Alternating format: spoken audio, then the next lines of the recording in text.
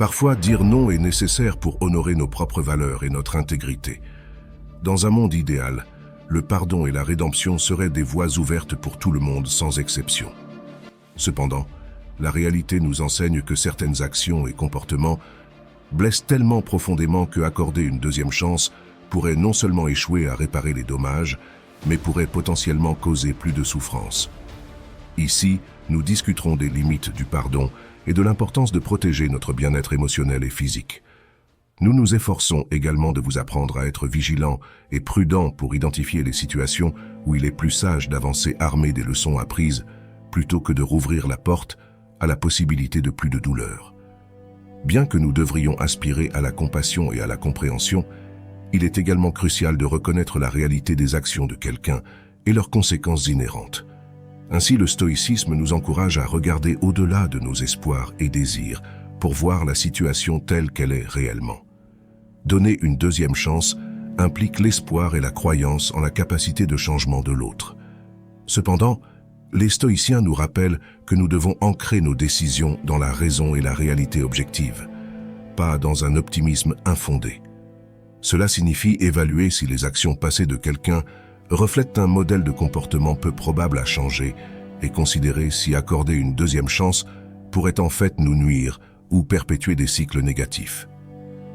Dans cette vidéo, nous parlerons de 12 sujets importants que vous devez évaluer avant de donner une deuxième chance à quelqu'un. Soyez attentifs car tous les sujets discutés ici sont importants. Restez concentrés jusqu'à la fin et, si possible, laissez vos likes et abonnez-vous à la chaîne. Cela nous aide beaucoup et ne vous coûte rien. Allons-y. 1. Les gens changent rarement.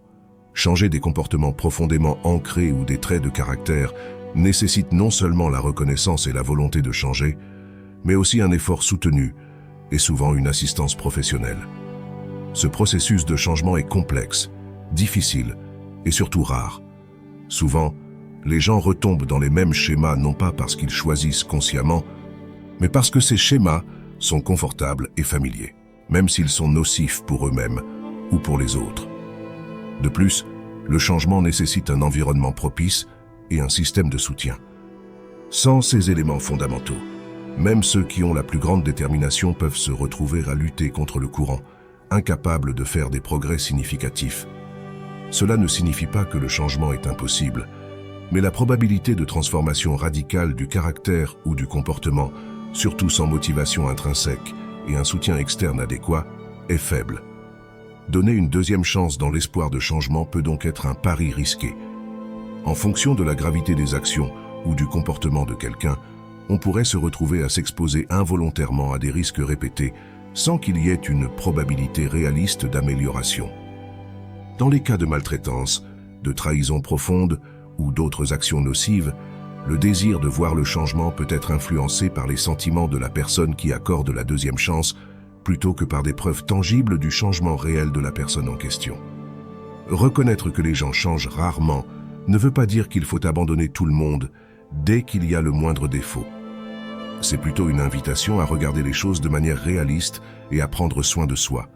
Ça veut dire comprendre que même si le soutien est important, c'est à la personne qui doit changer de prendre les choses en main. Cette prise de conscience peut être libératrice et nous permettre de nous concentrer sur les relations qui nous font grandir et nous respectent. 2. Ne compromettez jamais vos valeurs. Lorsqu'on est confronté à la décision de donner ou non une deuxième chance à quelqu'un, il est essentiel de réfléchir à la manière dont ce choix s'aligne avec nos valeurs les plus profondes. L'une des leçons fondamentales que nous pouvons tirer, surtout lorsqu'on considère la philosophie stoïcienne, est l'importance de ne jamais compromettre nos valeurs, quelles que soient les circonstances. La vertu et l'intégrité sont des biens suprêmes qui doivent être maintenus avant tout. Ainsi, nous devons vivre en harmonie avec notre nature rationnelle et vertueuse, ce qui inclut agir et prendre des décisions qui sont en accord avec nos principes éthiques et moraux. Lorsqu'on envisage de donner une deuxième chance à quelqu'un, nous devons donc nous interroger sur la façon dont cette action est en phase avec nos valeurs fondamentales, ou si elle nous conduirait à les compromettre. Compromettre nos valeurs pour quelqu'un qui n'a pas démontré qu'il mérite une deuxième chance dévie non seulement du chemin de la vertu, mais peut également entraîner un cycle de déception et de grief. Cela se produit en ignorant les actions passées de la personne et les leçons qu'elles nous enseignent. Nous risquons de permettre à des comportements nocifs de se poursuivre au détriment de notre propre intégrité et bien-être. De plus, en maintenant fermement nos valeurs, nous établissons des frontières claires qui protègent et guident nos interactions. Cela ne signifie pas que nous devrions être inflexibles ou dépourvus de compassion, mais plutôt que notre compassion et notre désir de pardon ne devraient pas nous conduire à accepter des comportements qui contredisent nos principes les plus profonds. La vraie sagesse réside dans la capacité de discerner quand la compassion et une deuxième chance servent le bien commun, et quand elles nous exposent simplement à plus de dommages. 3. Certaines personnes ne savent pas comment se repentir. Le regret, une émotion complexe reflétant la reconnaissance des fautes et la volonté de changer, est essentiel pour le processus de guérison et de réconciliation. Lorsque quelqu'un ne montre aucune capacité ou volonté de se repentir sincèrement, cela signale un manque de conscience de soi et d'engagement à changer, des aspects fondamentaux pour toute forme de croissance ou de développement personnel. Le regret véritable va au-delà d'une simple excuse. Il implique une compréhension profonde de l'impact de ses actions sur autrui, associée à des efforts tangibles pour apporter des changements comportementaux significatifs. Sans cette compréhension, une action, une excuse peut devenir un geste vide et répétitif, finalement dénué de sens, entraînant un cycle de comportements nocifs sans réelle intention d'amélioration. Le refus ou l'incapacité de quelqu'un à se repentir peut être dû à divers facteurs, notamment l'orgueil, l'égoïsme, ou même des traits de personnalité plus profonds, tels que le narcissisme ou le manque d'empathie. Ces caractéristiques rendent difficile, voire impossible, pour la personne de reconnaître ses erreurs et d'en assumer la responsabilité. Dans de tels cas, accorder une deuxième chance peut non seulement échouer à traiter les problèmes sous-jacents, mais pourrait également valider des comportements destructeurs et les permettre de continuer sans conséquence. 4. La réconciliation n'est pas le pardon. Le pardon est un acte de libération interne, une décision personnelle de laisser partir le poids du ressentiment ou de la douleur envers quelqu'un qui nous a fait du mal. Il ne nécessite pas que l'autre personne change, s'excuse ou même sache qu'elle a été pardonnée. C'est un cadeau que l'on se fait à soi-même, un pas vers la paix intérieure et le bien-être émotionnel. En revanche, la réconciliation est un processus bilatéral impliquant la restauration d'une relation brisée. Cela nécessite des efforts, de la compréhension et des changements de la part des deux parties impliquées. Pour une réconciliation authentique, un engagement mutuel au changement, une compréhension et un respect des besoins et des limites de chacun sont essentiels. C'est un chemin qui demande de reconstruire la confiance, et souvent un accord sur la manière dont les deux parties peuvent agir différemment à l'avenir. Il est crucial de différencier le pardon et la réconciliation. Le pardon peut être accordé sans avoir besoin de réintégrer la personne dans votre vie. Il existe des situations où, malgré le pardon, la réconciliation n'est pas conseillée, voire pas possible, surtout si l'autre partie continue de démontrer des comportements nocifs, abusifs ou traîtres. Dans ces cas, maintenir ses distances est une forme d'autoprotection et de respect de ses propres limites. Choisir de ne pas se réconcilier ne signifie pas qu'on a échoué à pardonner, mais plutôt qu'on reconnaît que certaines relations sont malsaines ou irrémédiablement endommagées et que le meilleur moyen d'avancer est sans la présence constante de la personne qui a causé le tort. Cette décision met en valeur notre bien-être et notre santé émotionnelle en créant un environnement propice à la guérison et à la croissance personnelle. 5. Les problèmes chroniques ne disparaissent rarement. L'expérience et l'observation révèlent une vérité inconfortable. De tels problèmes, profondément enracinés dans la personnalité ou les schémas comportementaux d'une personne, disparaissent rarement sans une intervention significative. Ces problèmes chroniques peuvent aller de l'incapacité à respecter les engagements aux comportements manipulateurs ou abusifs, en passant par des problèmes de fiabilité et de respect mutuel. Ils indiquent des schémas plus profonds, souvent enracinés dans des expériences passées, des traumatismes ou même une incapacité à reconnaître et à travailler sur ses propres défauts. Dans ce contexte, la répétition de comportements nocifs n'est pas seulement une possibilité, mais une probabilité, surtout sans reconnaissance, volonté et effort réel de changement.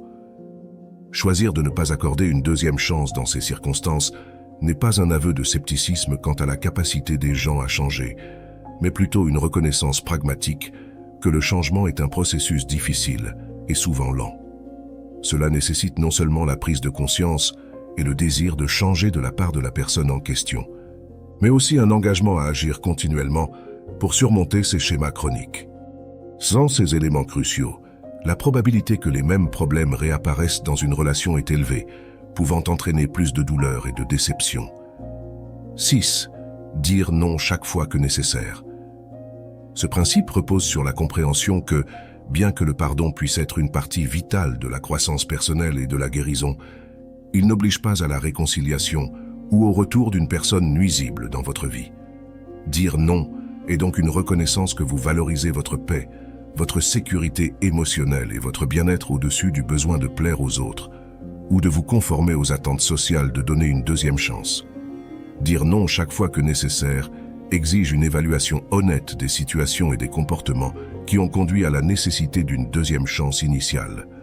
Si la personne en question n'a pas montré de véritables signes de changement, de compréhension de l'impact de ses actions, ou un réel effort pour réparer les dommages causés, alors dire non est une réponse appropriée et justifiée. De plus, cette position protège contre le risque d'être blessé ou exploité de manière répétée. Les schémas de comportement, surtout celles qui sont toxiques ou abusives, changent rarement sans un engagement sérieux dans un processus de développement personnel et de changement. En disant non, vous établissez une limite claire qui non seulement communique votre refus de tolérer de tels comportements, mais renforce également votre dignité et votre estime de soi. 7. La personnalité est intrinsèque à la personne, façonnée par une combinaison de facteurs génétiques, d'expériences de vie et d'interactions sociales. La personnalité d'une personne est relativement stable au fil du temps. Cela ne signifie pas que les gens ne peuvent pas changer, ils le peuvent et le font souvent. Cependant, des changements profonds et durables de la personnalité nécessitent un effort conscient, de l'introspection et souvent une assistance professionnelle.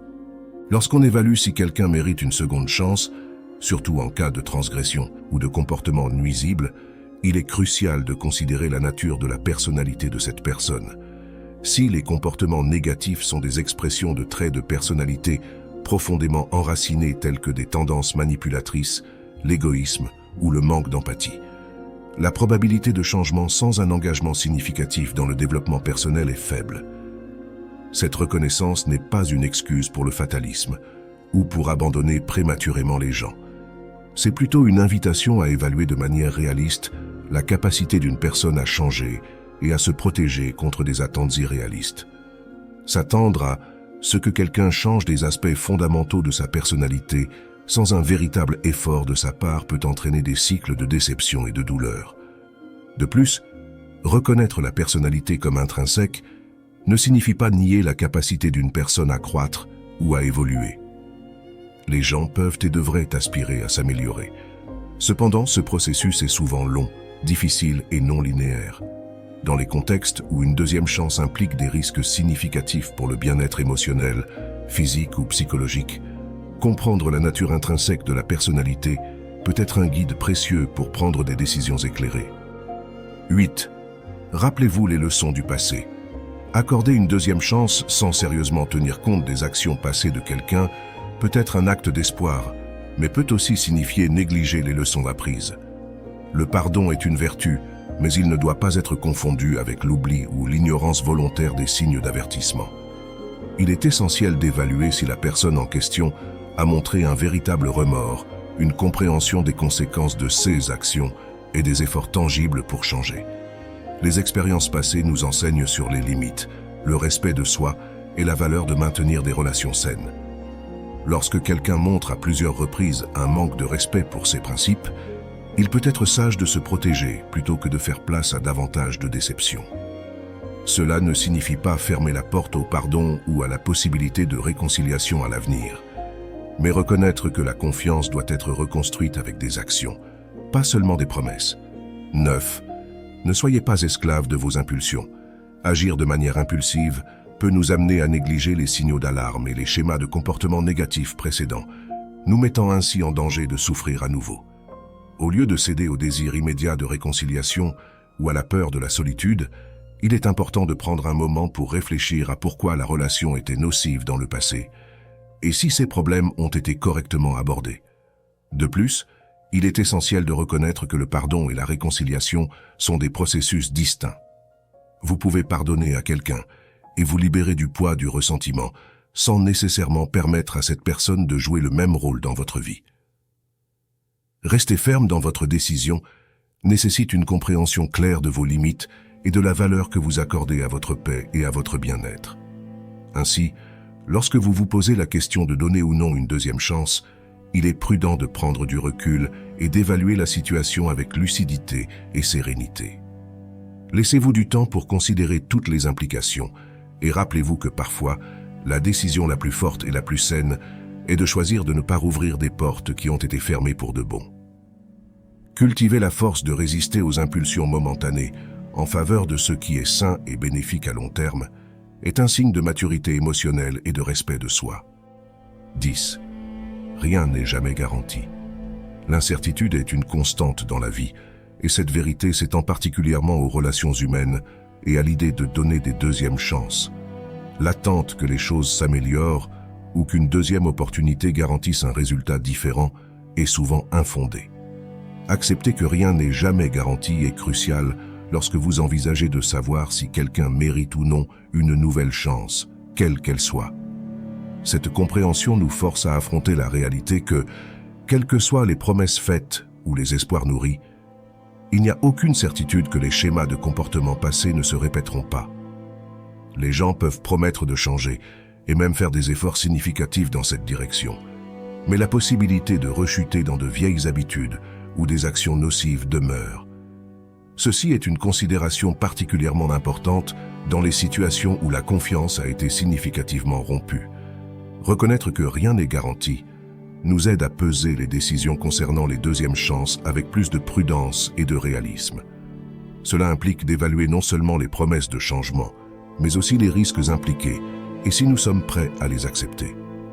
Cette perception met également en évidence l'importance d'établir des limites claires et des conditions pour une deuxième chance si nous décidons de l'accorder.